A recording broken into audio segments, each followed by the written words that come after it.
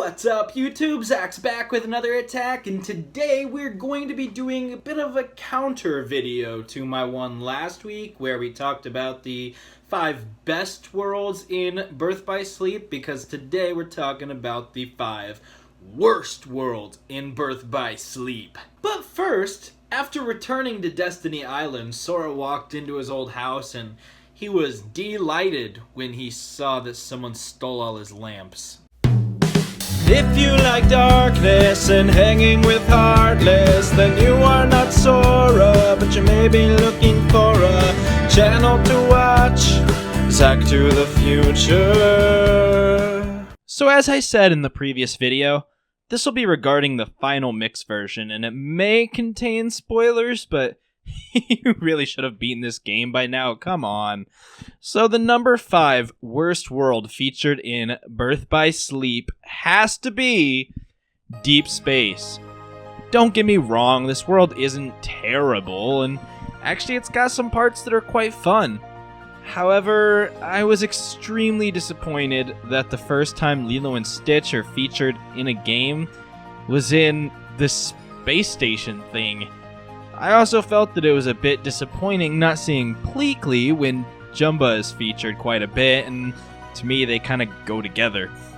The swarm of Unversed that Terra has to fight before entering the space station's so annoying, and so are the anti-gravity areas, as well as the part where you're driving your glider and you have to spin around to defeat a swarm of Heartless like some kind of really lame pinball. And trust me, I know all about really lame pinball.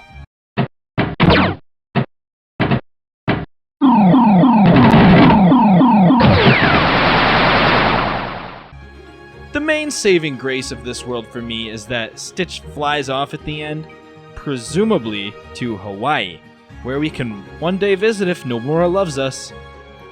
In the number 4 spot, I put Dwarf Woodlands. First off, this world makes Terra look like a bit of an idiot.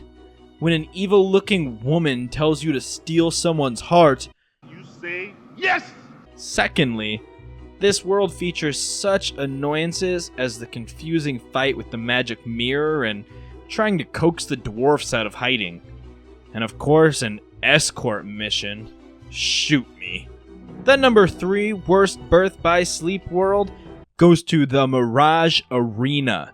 Now, before you start yelling that this isn't a world, remember, it's on the World Select page. More importantly, the arena was originally supposed to have some story, with Laguna Loire from Final Fantasy XIII being the leader. The team was already working on Dissidia Duodecim Final Fantasy at the time and wanted him in that, so not wanting him to be in both games for some reason, they removed any story elements from the Mirage Arena.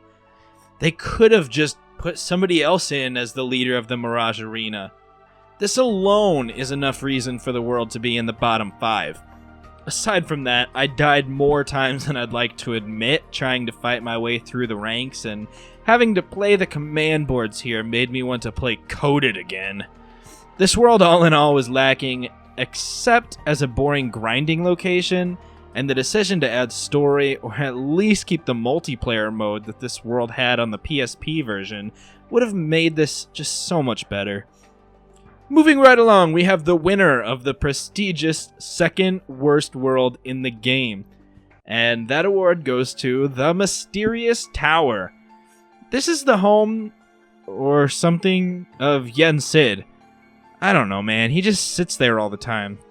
I get that Yen Sid is a former Keyblade master, but can't he, like, go on vacation or something? Why does he just sit there all the time? And besides him, what's on this world? Some stairs? Either way, Yen Sid tells Donald and Goofy that they aren't strong enough to go save King Mickey from Xehanort, but is totally fine with Ventus, a boy who is too young to even take the Mark of Mastery exam, and literally was split in 2 not too long prior. I feel like Xehanort is about to rock your world is enough of an excuse for this old man to come out of retirement. And without any further ado, I've got to say, Disney Town is without a doubt the worst world in Birth by Sleep.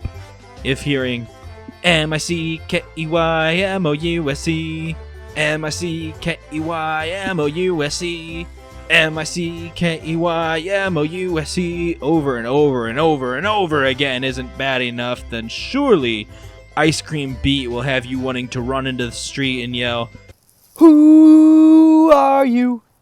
Riku, Riku."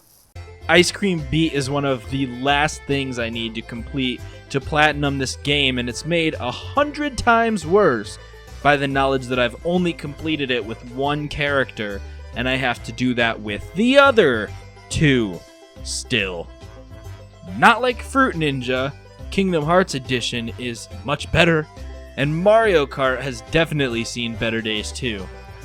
I'm not saying this is the worst world ever, I'm just saying that if Harambe were still alive but lived in Disney Town, I'd still avoid that place like the plague.